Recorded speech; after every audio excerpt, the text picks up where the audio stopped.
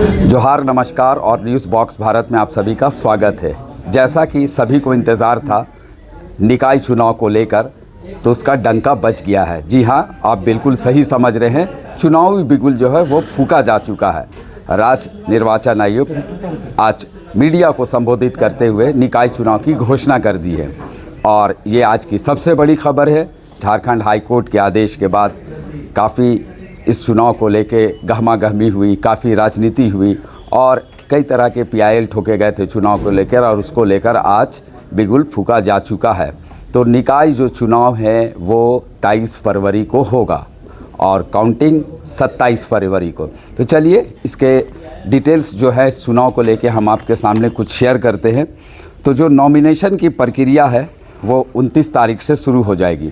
जो कैंडिडेट्स होंगे, जो चुनाव में खड़े होंगे नगर निकाय के चुनाव में, निकाय चुनाव में, परिषद में, तो वो जो नॉमिनेशन की प्रक्रिया है वो 29 जनवरी से शुरू होगी और 4 फरवरी यानी फरवरी चढ़ जाएगा, 4 फरवरी तक आप नॉमिनेशन कर सकते हैं। स्क्रूटनी की जो प्रक्रिया है वो 5 फरवरी को होगी। स्क्रूटनी की प्रक्रिया दिन गुरुवार है और शुक्रवार 6 फरवरी को नाम वापसी आप कर सकते हैं। यानी जो कैंडिडेट है, अगर आप नॉमिनेशन कर दिए हैं और नाम वापसी करना चाहते हैं तो वो आप 6 फरवरी को शुक्रवार को कर सकते हैं।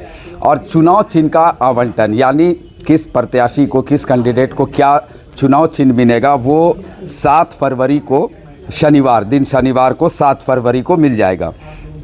जैसा आपको मालूम है कि 23 फरवरी को वोटिंग होगी और 27 फरवरी को काउंटिंग होगा। एक और अहम जो चीज़ है कि नोटा का प्रावधान नहीं है। निकाय चुनाव में नोटा नहीं रहेगा, यानी आप जब वोट करने जाएंगे तो आपको वोट हर हाल में कैंडिडेट्स को करना पड़ेगा। एक और है, रांची से जुड़ी हुई खबर है कि जो झारखंड हाई कोर्ट का आदेश आया था 15 में, जो वहाँ चुनाव की प्रक्रिया होती है, तो वो तो नहीं होगी।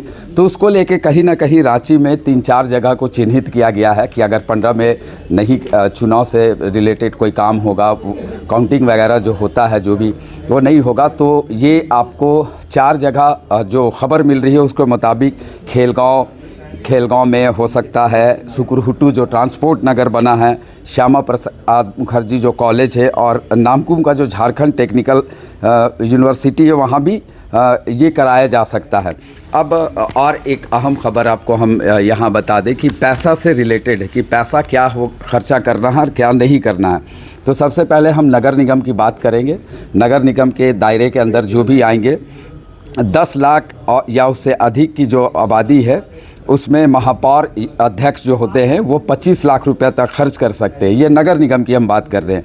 और जो वार्ड पार्षद होंगे वो 5 लाख रुपया तक खर्चा कर सकते हैं। और 10 लाख से आबादी जहां कम होगी वहां महापौर या अध्यक्ष जो भी का है वो 15 लाख रुपया खर्च कर सकते हैं और वार्ड पार्षद जो है वो 3 लाख रुपया खर्च कर सकते हैं।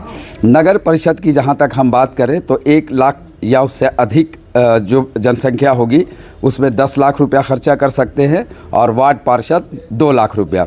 1 लाख से कम जो आबादी होगी वहाँ मेयर 6 लाख रुपया कर सकते हैं और वार्ड पार्षद 1.5 लाख रुपया।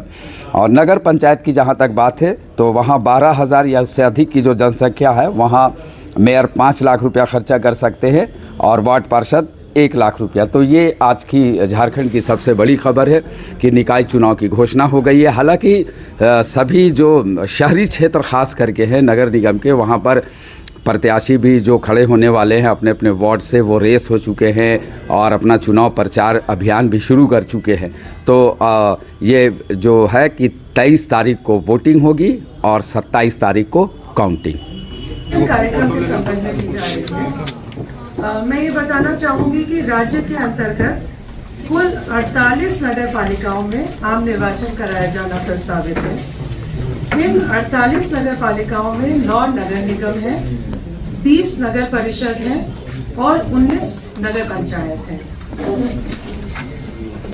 इन 48 नगर पालिकाओं में कुल 1087 वार्डों में वार्ड पार्षदों तथा उप सभी नगर पालिकाओं के महापौर तथा अध्यक्ष का प्रत्यक्ष निर्वाचन गैर दलीय आधार पर कराया जाएगा। उप महापौर और उपाध्यक्ष का पद अनारक्षित है और उसका निर्वाचन अप्रत्यक्ष रूप से होगा।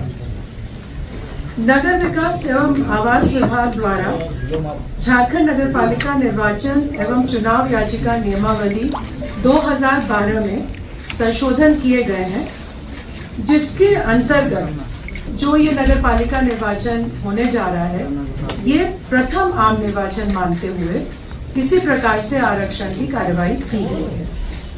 दूसरी चीज ये है कि पिछड़ा वर्ग के अंतर्गत अत्यंत पिछड़ा वर्ग 1 और पिछड़ा वर्ग 2 के लिए आरक्षण का प्रावधान किया गया है।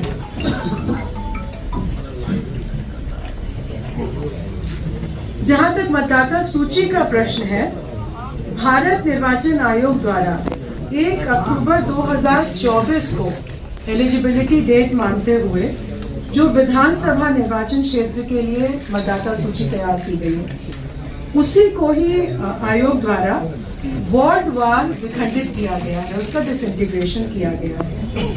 और इस मतदाता सूची के अनुसार नगर पालिका क्षेत्र में कुल मतदाताओं की संख्या 43,33,574 43,33,574, जिसमें पुरुष मतदाता 22,07,203 है और महिला मतदाता 21,26,227 है। तृतीय लिंग के मतदाता 144 है। मैं बताना चाहूंगी कि मतदान के लिए जो आइडेंटिटी, जो पहचान सुनिश्चित करने के लिए डॉक्यूमेंट है, एक तो एपिक है जो इलेक्शन कमीशन देता है, मतदाता पहचान पत्र। उसके अलावा अन्य वैकल्पिक जो डॉक्यूमेंट्स हैं, जैसे कि बाकी असेंबली इलेक्शंस में होते हैं, निर्वाचन तंत्र द्वारा जारी प्रमाणित फोटोयुक्त मतदाता पर्ची, पासपोर्ट, ड्राइविंग लाइसेंस, केंद्र सरकार, राज्य सरकार, सार्वजनिक क्षेत्रों के उपक्रम, स्थानीय निकाय या पब्लिक लिमिटेड कंपनी द्वारा उनके कर्मचारियों को जारी किए गए सेवा पहचान पत्र जो फोटो युक्त होने होंगे। इसके अलावा पैन कार्ड, आधार कार्ड, NPR, MG नरेगा के अंतर्गत फोटो युक्त जॉब कार्ड, फोटो युक्त स्वास्थ्य बीमा योजना या स्मार्ट कार्ड, फोटो युक्त पेंशन पेपर, ये सभी डॉक्यूमेंट पहचान के लिए वैलिड माने जाएंगे।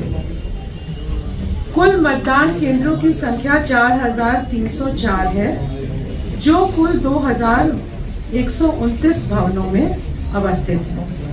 बताना चाहूंगी कि कल यानी 28 जनवरी 2026 को जिला निर्वाचन पदाधिकारी जो संबंधित नगर पालिका से संबंधित हैं, वो प्रपत्र 5 में निर्वाचन की सूचना प्रकाशित करेंगे।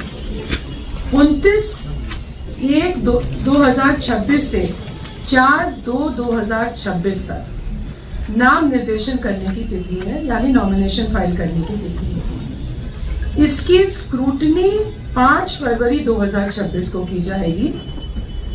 नॉमिनेशन वापस लेने की तिथि 6 फरवरी 2026 है। निर्वाचन प्रतीक आवंटन की तिथि 7 फरवरी है। सिंबल अलॉटमेंट 7 फरवरी को किया जाएगा।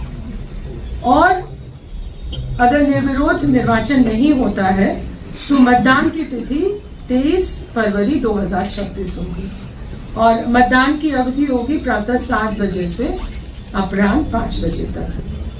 मतगणना की तिथि 27 फरवरी 2026 को होगी। तो ये पूरी प्रक्रिया 28 जनवरी 2026 से प्रारंभ होकर 27 फरवरी 2026 तक समाप्त हो जाएगी।